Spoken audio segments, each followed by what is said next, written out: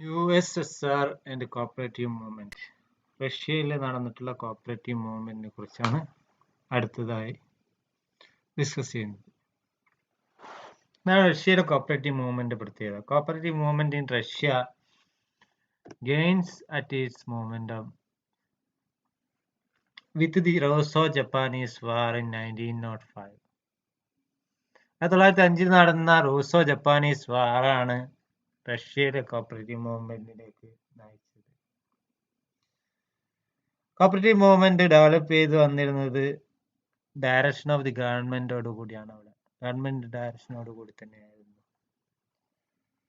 Consumer stores എന്ത് ചെയ്തിട്ടിരുന്നു, അവിടെ ടൗണിലൊക്കെ industrial goods supply ചെയ്യാനും വില്ലേജുകളിൽ അഗ്രികൾച്ചർ പ്രൊഡക്റ്റ് സപ്ലൈ ചെയ്യാനുമായി അവിടെ രൂപം കൊണ്ടിരുന്നു. ദ കളക്റ്റീവ് ഫാംസ്, കൊൾക്കോസസ് എന്ന പേരുള്ള കളക്റ്റീവ് ഫാംസ് രൂപം കൊണ്ടിരുന്നു പ്രോപ്പർട്ടി സെക്ടറിൽ. ഈ കളക്റ്റീവ് ഫാംസിന്റെ മെമ്പേഴ്സ് അവരൊന്നിച്ച് ചേർന്നിട്ടുള്ള ഓർഗനൈസേഷൻ എന്താ അറിയപ്പെടുന്നത് വെച്ചാൽ ബ്രിഗേഡ് എന്നാണ്. സെൻട്രൽ സോയേഴ്സ്, ലേബർ ആർട്ടൽസ്, MTS തുടങ്ങി മറ്റ് കോപ്പറേറ്റീവ് സൊസൈറ്റീസും അവിടെ നിലവിൽ വന്നിരുന്നു. എന്താണ് കൊൾക്കോസസ്? ആദ്യമായി നമുക്ക് നോക്കാം എന്താണ് kolkhozes. KOLKHOZES, kolkhozes, collective farms. Collective farm എന്ന് പറഞ്ഞാൽ എന്താണ്? അത് 1917 ഗ്രേറ്റ് റവല്യൂഷന്റെ ഫലമായിട്ട് റഷ്യയിൽ അവിടുത്തെ ലാൻഡിന്റെ വിതരണത്തിൽ ഒരുപാട് മാറ്റങ്ങൾ ഉണ്ടായി. റവല്യൂഷന് ശേഷം ഗവൺമെന്റിന് ലാൻഡ് ലോഡിനുണ്ടായിരുന്ന പ്രോപ്പർട്ടി റൈറ്റ്സ് അബോളിഷ് ചെയ്തു. അത് പിന്നീട് മിഡിൽ ക്ലാസ് ഫാമേഴ്സിന്റെ കയ്യിലേക്ക് വരികയും അത് കുളക്സ് എന്ന് അറിയപ്പെടുന്ന മിഡിൽമാന്റെ കയ്യിലേക്ക് വരികയും പിന്നീട് പുവർ പീസൻസിന്റെ ഡിമാൻഡ് അനുസരിച്ച് റീഡിസ്ട്രിബ്യൂഷൻ ഇൻ ഈക്വൽ ഷെയർസ് ആയിട്ട് റീഡിസ്ട്രിബ്യൂട്ട് ചെയ്യപ്പെടുകയാണ് ചെയ്തിട്ടുള്ളത്. അതിനായി അവിടെ ഒരു സിവിൽ വാർ നടക്കുകയുണ്ടായി ബോൾഷെവിക്സുകളുടെ നേതൃത്വത്തിൽ. ഈ ബോൾഷെവിക്സുകളുടെ നേതൃത്വത്തിൽ പുറപ്പെട്ട സിവിൽ വാറിന്റെ ഫലമായി ഈ കൊലക്സിന്റെ പ്രോപ്പർട്ടീസ് ഒക്കെ തന്നെ കോൺഫിസ്കേറ്റ് ചെയ്തു, പിടിച്ചെടുത്തു, എൻ്റയർ നാഷണലൈസ് ചെയ്തു, മൊത്തം നാഷണലൈസ് ചെയ്യാണ് ചെയ്തത്. എന്നിട്ട് റീ അലോക്കേറ്റ് ചെയ്തു എല്ലാ സ്റ്റേറ്റ് ഫാംസിന്റെ ഇടയിലും കമ്മ്യൂൺസിന്റെ ഇടയിലും അതേപോലെ തന്നെ കോപ്പറേറ്റീവ്സിന്റെ ഇടയിലായിട്ട് എന്ത് ചെയ്തു, അത് വിതരണം ചെയ്തു. ഈ റീ അലോക്കേഷൻ ഓഫ് ലാൻഡ് ആണ് അവിടുത്തെ കാർഷിക രംഗത്തുണ്ടായിട്ടുള്ള മാറ്റത്തിന് ഇടാക്കിയത്. കൊൾക്കോസസ് എന്ന രീതിയിലുള്ള ഫാമിംഗ് അവിടെ ആരംഭിക്കാനൊക്കെ കാരണമായത് ഈ റീ അലോക്കേഷൻ ഓഫ് ലാൻഡ് ആണ്. ലാൻഡ് കൊണ്ട് മാത്രം പ്രശ്നം പരിഹരിക്കപ്പെട്ടില്ല. അവിടെ എന്തില്ല, നോ മെഷീനറി നോ ക്യാപിറ്റൽ. ക്യാപിറ്റലും മെഷീനറിയും ഇല്ലാതെ എന്ത് സാധ്യമല്ല, പ്രൊഡക്ഷൻ ഉൽപാദനം സാധ്യമല്ലായിരുന്നു. അതുകൊണ്ട് തന്നെ ഫാമേഴ്സ് എന്ത് ചെയ്തു, അവർക്ക് ക്യാപിറ്റലും അതുപോലെ തന്നെ മെഷീനറിയും ഇല്ലാതെ അവരുടെ ഫാം എന്നുള്ളത് വിജയിക്കുമായിരുന്നില്ല.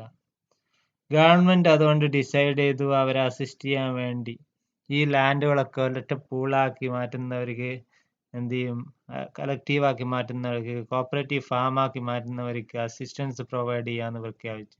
ഈ അസിസ്റ്റൻസ് പ്രൊവൈഡ് ചെയ്യുന്നതിന്റെ ഫലമായി കളക്റ്റീവ് ഫാംസ് രൂപം കൊള്ളുകയും 1980 ഇതൊരു 30,000 ഫാംസായി 30,000 അത്തരത്തിലുള്ള ഫാംസ് രൂപം കൊള്ളുകയും ചെയ്തു. 50% ഓഫ് കൾട്ടിവേറ്റഡ് ലാൻഡ് ഈ 30,000 ഫാംസിന്റെ അണ്ടറിലായിരുന്നു എന്ന് പറയാം. 15 മില്യൺ വർക്കേഴ്സും ഇതിന്റെ അണ്ടറിലായിരുന്നു എന്ന് പറയാം. എന്താണ് കൊൾക്കോസസിന്റെ മോഡൽ ബൈലോസ്? കൊൾക്കോസസിന്റെ ഒബ്ജക്റ്റീവ് എന്ന് പറഞ്ഞത് എന്താണ്? Farm is to develop the common enterprise study to raise labour productivity and increase output. Objective എന്താന്ന് പറഞ്ഞാല് കോമൺ എന്റർപ്രൈസ് ഉണ്ടാക്കുക, എന്നിട്ട് എന്ത് ചെയ്യുക, ലേബറിന്റെ പ്രൊഡക്ടിവിറ്റിയും ഔട്ട്പുട്ടും ഇൻക്രീസ് ചെയ്യുക എന്നുള്ള ഒരു ലക്ഷ്യം വെച്ചുകൊണ്ടായിരുന്നു ഈ കളക്റ്റീവ് ഫാം എന്ത് ചെയ്തത്, കൊൾക്കോസസ് എന്ത് ചെയ്തത്, രൂപം കൊണ്ടത്. അതിന്റെ മെമ്പർഷിപ്പ് ഓപ്പൺ ആയിരുന്നു. ഏത് സിറ്റിസൺ 16 വയസ്സുള്ള ഏത് റഷ്യൻ പൗരൻ എന്ത് ചെയ്യായിരുന്നു, ഇതിന് മെമ്പറായി മാറാൻ കഴിയുമായിരുന്നു.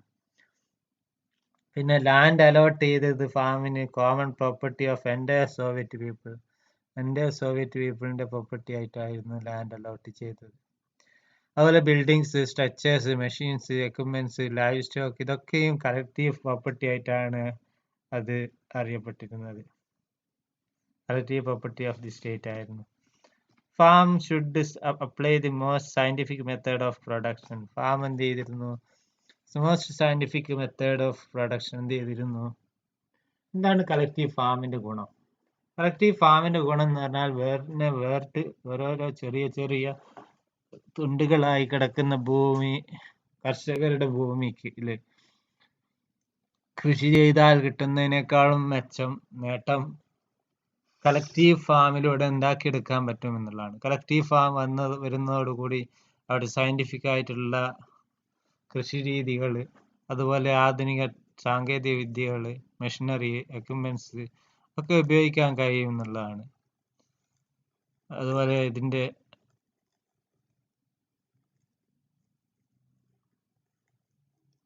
മാർക്കറ്റിങ്ങും സാധിക്കും എന്നുള്ളതാണ് കളക്റ്റീവ് ഫാമിനെ കൊണ്ടുള്ള പ്രയോജനം. കളക്റ്റീവ് ഫാമിനെ കൊണ്ടുണ്ടായിട്ടുള്ള പ്രയോജനം, കളക്റ്റീവ് ഫാം എന്നുള്ളത് എല്ലാവരുടെയും ഉടമസ്ഥതയിലായിരിക്കുക ഭൂമി. എല്ലാവരുടെയും ഉടമസ്ഥതയിലുള്ള ഭൂമി, ഒരൊറ്റ ഉടമസ്ഥതയിലുള്ള ഭൂമി, എല്ലാവരുടെയും ഉടമസ്ഥതയിലുള്ള ഭൂമിയും ഓരോരുത്തരുടെ വ്യക്തികളുടെ ഉടമസ്ഥതയിലുള്ള ഭൂമിയും തമ്മിൽ വ്യത്യാസമുണ്ട്. അവിടെ കൃഷി ചെയ്യുമ്പോൾ ഒരു തുണ്ട് ഭൂമിയാണെങ്കിൽ അവിടെ ഉൽപ്പാദനത്തിന്റെ ചെലവും അത് ഒന്നിച്ച് കൃഷി ചെയ്യുന്നതിന്റെ ഉൽപ്പാദന ചെലവും വ്യത്യാസമായിരിക്കും. ആ ബെനിഫിറ്റ് ആണ് ഇവിടെ കൊൾക്കോസസിന് എന്ത് ചെയ്തത്, അവരുടെ നേട്ടമായി മാറിയത്. Then all jobs at the farm shall be performed by the members themselves. ഈ അവിടെ ചെയ്യാനുള്ള ജോലികൾ മൊത്തം ചെയ്തിരുന്നത് അതിന്റെ മെമ്പേഴ്സ് തന്നെയായിരുന്നു. ആ മെമ്പേഴ്സ് തന്നെ കൃഷി ചെയ്യുക എന്നുള്ള രീതിയായിരുന്നു ഉണ്ടായിരുന്നത്. ഫാം അവരുടെ cultural and living standards raise ചെയ്യാൻ സഹായിക്കുമായിരുന്നു. അതുപോലെ തന്നെ affairs of the farms are managed on principles of democracy and active participation of members. ഇത് മാനേജ് ചെയ്തിരുന്നത് പ്രിൻസിപ്പിൾസ് ഓഫ് ഡെമോക്രാറ്റിക് പ്രിൻസിപ്പിൾസും ആക്റ്റീവ് പാർട്ടിസിപ്പേഷനും അനുസരിച്ചായിരുന്നു. ഇതിൽ പങ്കാളിത്തം വഹിക്കുന്ന എല്ലാവരും തന്നെ ആക്റ്റീവ് പാർട്ടിസിപ്പേഷൻ നടത്തുന്നുണ്ടായിരുന്നു. അതുപോലെ തന്നെ അവിടെ തെരഞ്ഞെടുക്കപ്പെടുന്നത് ഡെമോക്രാറ്റിക് പ്രിൻസിപ്പിൾസ് അനുസരിച്ചായിരുന്നു തെരഞ്ഞെടുക്കപ്പെട്ടിരുന്ന ആളുകൾ. Surplus of income of farm after paying taxes in kind to the state sold either directly to the consumer or to the consumer cooperatives. അതിന്റെ സർപ്ലസ് സോൾഡ് ടു കൺസ്യൂമേഴ്സ് അല്ലെങ്കിൽ consumer കോപ്പറേറ്റീവ്സിന് ആയിരുന്നു നൽകിയിരുന്നത്. ഇത്രയാണ് അതിന്റെ bylaws എന്ന് പറയുന്നത്. Then എന്തൊക്കെയാ difficulties ആണ് ഈ കോപ്പറേറ്റീവ്സ് എക്സ്പീരിയൻസ് ചെയ്തിട്ടുള്ളതെന്ന് നോക്കാം. Difficulties experienced by kolkhozes. ഒന്നാമത്തെ ഇതിന്റെ ഡിഫിക്കൽട്ടി ആയിട്ട് പറയാം, it is not voluntary organisation. ഒരു വളണ്ടറി ഓർഗനൈസേഷൻ അല്ല, ഇത് ഗവൺമെന്റ് എന്ത് ചെയ്ത് ഓർഗനൈസ് ചെയ്തതാണെന്ന് പറയാം. Government organise at the will of government. At the will of the government ആണ് ഇത് ഓർഗനൈസ് ചെയ്തത്. അതുകൊണ്ട് തന്നെ ഈ ഫാമേഴ്സ് ഒക്കെ തന്നെ എന്ത് ചെയ്തു, അവരുടെ കാറ്റലിനെ സ്ലോട്ടർ ചെയ്യുകയും അതോടെ കൂടി മിൽക്ക് പ്രൊഡക്ഷന്റെ ഷോർട്ടേജ് ഉണ്ടാവുകയും മിൽക്കിന്റെ പ്രൊഡക്ഷന്റെ ഒക്കെ ഷോർട്ടേജ് ഉണ്ടാവുകയൊക്കെ ചെയ്തു. രണ്ടാമത്തത് അതിന്റെ difficulties low price of agriculture produce ആണ്. അഗ്രികൾച്ചർ പ്രൊഡ്യൂസിന് പ്രൈസ് വളരെ ലോ ആയിരുന്നു. അതുകൊണ്ട് തന്നെ ഇൻസെന്റീവ്സ് ഉണ്ടായിരുന്നില്ല പ്രൊഡ്യൂസ് മോർ ചെയ്യാനുള്ള, കൂടുതൽ പ്രൊഡ്യൂസ് ചെയ്യാനുള്ള ഒരു ഇൻസെന്റീവ് ഉണ്ടായിരുന്നില്ല. അതുകൊണ്ട് തന്നെ അത് ലോ പ്രൈസ് ഉള്ള അഗ്രികൾച്ചർ പ്രൊഡക്റ്റ് പ്രൊഡ്യൂസ് ചെയ്യാൻ അവർക്ക് എത്രത്തോളം ഉണ്ടായില്ല, താല്പര്യം ഉണ്ടായിക്കൊള്ളുന്നില്ല. ദെൻ പ്രോപ്പർ ട്രെയിനിങ് കൊടുത്തിരുന്നില്ല. പ്രോപ്പറായിട്ടുള്ള training not imparted to the workers and chairman as well.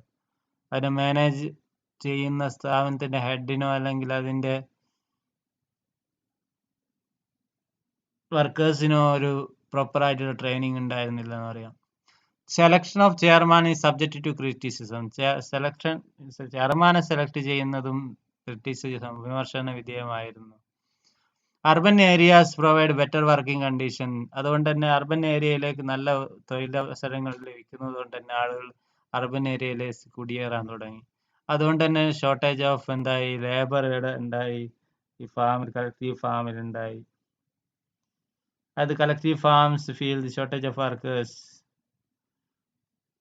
Workers എന്ത് ചെയ്തു, ഫീൽ ചെയ്യാൻ തുടങ്ങി.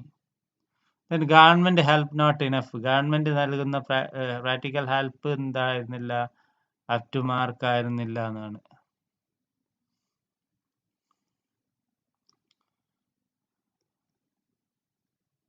Objectives of the kolkhozes: membership, land allotted common property ആണ്, ബിൽഡിംഗ് ഒക്കെ കോമൺ പ്രോപ്പർട്ടി ആണ്, സയന്റിഫിക് മെത്തേഡ് അപ്ലൈ ചെയ്തു, ജോബ്സ് ദംസെൽസ് തന്നെ ചെയ്തിരുന്നത്, raising standard cultural and living standards ആയിരുന്നു, managed principles of democracy and active participation, surplus എന്ത് ചെയ്തു, supplied customers and consumer cooperatives. തന്നെ അതിൻ്റെ ഡിഫിക്കൽട്ടീസ് പറഞ്ഞു. Not voluntary organisation, low price of agriculture produce, not training, selection of chairman subject to criticism, urban areas better working condition ഉള്ളതുകൊണ്ട് shortage of workers ഉണ്ടായി, government help not enough ആയിരുന്നില്ല.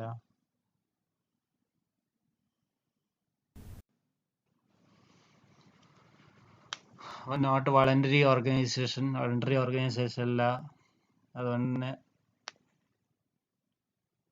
അവരെന്ത് ചെയ്തു, എല്ലാം middle class farmers അവരുടെ കൗവിനെ slaughter ചെയ്യുകയാണ് ചെയ്തത്. അതിൻ്റെ ഫലമായി കാറ്റലിനെ സ്ലോട്ടർ ചെയ്തതിന് ഫലമായിട്ട് അവിടെ മിൽക്ക് പ്രൊഡക്ഷൻ ഉണ്ടായി, ഷോർട്ടേജ് ഉണ്ടായി, മിൽക്ക് പ്രൊഡക്ഷൻ്റെ ഷോർട്ടേജ് ഉണ്ടായി. Low price of agriculture production അത് ആകർഷിക്കുന്ന വിധത്തിലായിരുന്നില്ല. ആകർഷിക്കുന്ന വിധത്തിലല്ലാത്തത് കൊണ്ട് തന്നെ അതിൻ്റെ പ്രശ്നങ്ങളുണ്ടായി. ട്രെയിനിങ് ഉണ്ടായിരുന്നില്ല. സെലക്ഷൻ ഓഫ് ചെയർമാൻ ക്രിറ്റിസൈസ് ചെയ്യപ്പെട്ടു. അർബൻ ഏരിയാസ് എന്നുള്ള ബെറ്റർ വർക്കിംഗ് കണ്ടീഷൻ എന്ത് ചെയ്തു, ഷോർട്ടേജ് ഓഫ് വർക്കേഴ്സ് ഉണ്ടായി, ഗവൺമെന്റ് ഹെൽപ്പ് നോട്ട് ഇനഫ്.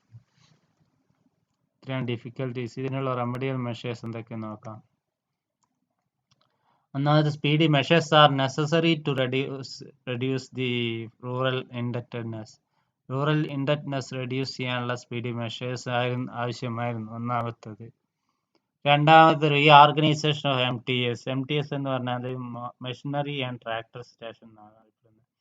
അത് ആവശ്യമുള്ള ഫെസിലിറ്റീസ് പ്രൊവൈഡ് ചെയ്യുന്ന ഒരു വർക്ക്ഷോപ്പ് ആയിട്ടാണ് എന്ത് ചെയ്യുന്നത് അറിയപ്പെടുന്നത്. ഫാമിങ്ങിന് ആവശ്യമായിട്ടുള്ള എല്ലാ ഫെസിലിറ്റീസുമുള്ള ഒരു മെഷീനറി ട്രാക്ടർ സ്റ്റേഷൻ എന്നറിയപ്പെടുന്നവ. അതായത് വർക്കായിട്ട് ബന്ധപ്പെട്ട ഫാമിൻ്റെ ഏത് വർക്കായി ബന്ധപ്പെട്ട മെഷീൻസും അവിടെ ലഭ്യമാക്കുന്ന രീതിയിലുള്ള സംവിധാനമായിരുന്നു MTS. അതിൻ്റെ റീ ഓർഗനൈസേഷനിലൂടെ എന്ത് ചെയ്യാൻ പറ്റും, കുറേ പ്രശ്നങ്ങൾ പരിഹരിക്കാൻ സാധിക്കും. Then production of vegetables and breeding of live stock. Vegetables produce ചെയ്യുക, അതേപോലെ തന്നെ ബ്രീഡിങ്, ലൈവ് സ്റ്റോക്കിന് നല്ല ഇനം കാറ്റിലിനെ എന്ത് ചെയ്യുക, വളർത്തിയെടുക്കുക. നമ്മൾ ട്രെയിനിങ് ഫെസിലിറ്റീസ് കൊണ്ടുവരിക. State support in the form of larger credit and machinery. സ്റ്റേറ്റിന്റെ സപ്പോർട്ട് ക്രെഡിറ്റ് ആയിട്ടും അല്ലെങ്കിൽ മെഷീനറി ആയിട്ടും നൽകുക. Tax payable in kind to be reduced to minimum. Tax payable ആയിട്ട് ടാക്സ് അടക്കേണ്ട ടാക്സിന്റെ എമൗണ്ട് എന്ത് ചെയ്യുക, കുറച്ച് കൊണ്ടുവരിക. ഇൻസെൻറ്റീവ്സ് നൽകുക. Incentives now provided by collective farms are not adequate. Therefore, further incentives to ameliorate the conditions of farmers are needed. ഫാമേഴ്സിൻ്റെ condition ഉയർത്തണമെന്നുണ്ടെങ്കിൽ ഇൻസെൻറ്റീവ്സ് കൊടുത്താൽ മതിയാവുള്ളൂ. ഇൻസെൻറ്റീവ്സ് കൂട്ടിക്കൊടുക്കുക. Economic condition of rural consumers improve ചെയ്യുക. എക്കണോമിക് കണ്ടീഷൻ എന്തായിരുന്നില്ല, improve ആയിരുന്നില്ല. അത്തരത്തിൽ economic condition improve ചെയ്യുക. ഇതൊക്കെയാണ് നമ്മൾ പറഞ്ഞത്. റൂസോ ജപ്പാനീസ് വാറിന്റെ തുടർച്ചയായിട്ടാണ് റഷ്യയിൽ കോപ്പറേറ്റീവ് മൂവ്മെന്റ് ഉണ്ടാകുന്നത്. അവിടെ ഗവൺമെന്റ് ഡയറക്ഷനോട് കൂടി തന്നെയാണ് കോപ്പറേറ്റീവ് മൂവ്മെന്റ് ഉണ്ടായത്. അവിടെ കൺസ്യൂമർ സ്റ്റോറുകൾ ചെയ്തിരുന്നു. ടൗണിൽ ഇൻഡസ്ട്രിയെ കുറിച്ചും വില്ലേജിൽ അഗ്രികൾച്ചർ പ്രൊഡക്റ്റ് പ്രൊഡ്യൂസ് ചെയ്യായിരുന്നു. കളക്റ്റീവ് ഫാംസ് എന്നുള്ള രീതിയിലാണ് അവിടെ ഉണ്ടായിരുന്നത്. അവയുടെ ഓർഗനൈസേഷൻ ഓഫ് കളക്റ്റീവ് ഫാംസിന്റെ organisation members of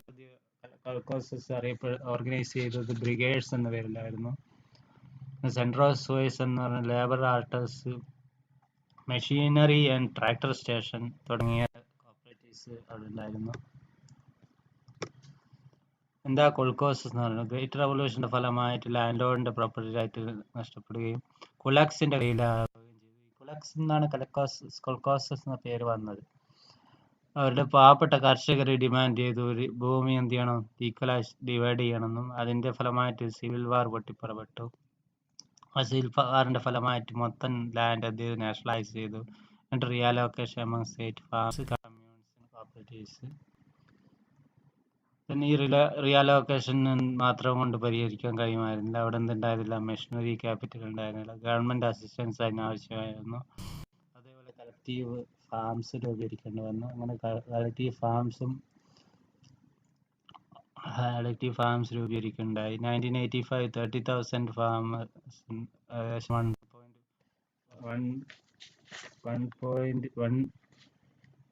15 million farmers ചേർന്നുകൊണ്ടാണ് കൊൾക്കോസ് രൂപീകരിക്കുന്നത്. 50% കൾട്ടിവേറ്റഡ് ലാൻഡ് ആയിരുന്നു അത്. എന്താണ് ബോർഡൽ ബൈലോ പറയുന്നത് പറഞ്ഞു. Objective membership, land, building and structures, applies scientific method ഇതൊക്കെ പറഞ്ഞതാണ്. Then all jobs members themselves rise cultural standard, manage on principles of democracy. Surplus ചെയ്ത് ഡിസ്ട്രിബ്യൂട്ട് ചെയ്തിരുന്നത് രീതി എന്താ പറഞ്ഞു. Difficulties experienced in Caucasus, not voluntary organization, low price of agriculture produce, not training, selection of chairman subject to criticism, urban areas provide better working conditions, therefore shortage of workers, government help not enough. Then remedial measures കൊണ്ടുവന്നു. Speedy measures are necessary to reduce rural indebtedness, reorganization of MTS, production of vegetable and breeding of livestock, more training facilities, state support in the form of larger credit and machinery, tax payable in kind reduced to minimum, incentives, economic condition of rural consumers improved. എന്താണ് MTS എന്ന് പറഞ്ഞാൽ? MTS എന്ന് പറഞ്ഞാൽ machine tractor stations എന്നാണ്. State supplies modern implements and machineries, seeds etcetera to collective farmers. Collective ഫാംസിന് മെഷീനറീസും ടൂൾസും സീഡ്സും സപ്ലൈ ചെയ്യാനുള്ള ഒരു സ്റ്റേഷനാണ്, ഒരു സ്റ്റേറ്റിന്റെ സംവിധാനമാണ് MTS. State has also been maintaining several machinery tractor stations for providing necessary facilities for carrying on work in connection with farming. ഫാമിങ്ങുമായി ബന്ധപ്പെട്ട നെസറി ഫെസിലിറ്റീസ് പ്രൊവൈഡ് ചെയ്യാൻ വേണ്ടി പ്രത്യേക സ്റ്റേഷന് ഉണ്ടാക്കുകയുണ്ടായി. അത്തരം stations collective farms are highly mechanised and MTS provide them tractors, sophisticated machineries. ട്രാക്ടേഴ്സും മെഷീനറീസും ഒക്കെ ആർക്ക് പ്രൊവൈഡ് ചെയ്യും? MTS കളക്റ്റീവ് ഫാംസിന് പ്രൊവൈഡ് ചെയ്യും. ഏകദേശം അത്തരത്തിൽ 32 to 40 ഫാംസ് MTS അണ്ടറിൽ ഉണ്ടായിരുന്നു. They do not accept any hiring charges to the equipment. അവിടെ എന്തുണ്ടായിരുന്നില്ല, പ്രത്യേക ഹയറിംഗ് ചാർജസ് ഉണ്ടായിരുന്നില്ല എന്നുള്ളതാണ് ഇതിന്റെ പ്രത്യേകത. എന്താണ് ബ്രിഗേഡ്സ് എന്നാണ്? ബ്രിഗേഡ്സ് എന്ന് പറഞ്ഞാൽ കൊൾക്കോസസിലെ മെമ്പേഴ്സ് ഒക്കെ കൂടിച്ചേർന്ന് ഒന്നിച്ച് അവിടെ വർക്കിംഗ് ഗ്രൂപ്പിനെയാണ് ബ്രിഗേഡ്സ് എന്നറിയപ്പെടുന്നത്. ഈച്ച് ബ്രിഗേഡ് അസൈൻഡ് ഒരു ടാസ്ക്, ഓരോ ബ്രിഗേഡിനും ഒരു ടാസ്ക് ഉണ്ടായിരിക്കും. ആ ടാസ്ക് ഏകദേശം 30 to 80 മെമ്പേഴ്സ് ഉള്ള ഈ ബ്രിഗേഡ് ഗ്രൂപ്പിനാണ് ബ്രിഗേഡ് എന്ന് വിളിക്കുക. ആ 30 to 80 മെമ്പേഴ്സ് ഉള്ള ഗ്രൂപ്പ് ഓരോ ടാസ്ക് ഉണ്ടാവും. ആ ടാസ്ക് ഒരു ലീഡറിന്റെ നേതൃത്വത്തിൽ എന്ത് ചെയ്യുന്നു, ചെയ്യുകയാണ് ചെയ്യുന്നത്. ലീഡർ എന്ത് ചെയ്യുന്നു, allot the work to members and keep check on work done by each, അത് ചെക്ക് ചെയ്യുകയും പരിശോധിക്കുകയും ചെയ്യുന്നത് ആ ബ്രിഗേഡിൻ്റെ ലീഡർ ആയിരിക്കും. അങ്ങനെ തന്നെ ഏകദേശം 3 ടൈപ്സ് ഓഫ് ബ്രിഗേഡ്സ് ആണുള്ളത്. ആ 3 ടൈപ്സ് ഓഫ് ബ്രിഗേഡ്സിൽ വരുന്ന ഒന്നാമത്തെ ഫീൽഡ് ബ്രിഗേഡ്, രണ്ടാമത്തെ ട്രാക്ടർ ബ്രിഗേഡ്, മൂന്നാമത്തെ ഡയറി ബ്രിഗേഡ് എന്നുള്ളതാണ്. Field brigade, tractor brigade, dairy brigade, ഇങ്ങനെ 3 തരം ബ്രിഗേഡ്സ് ആണുള്ളത്.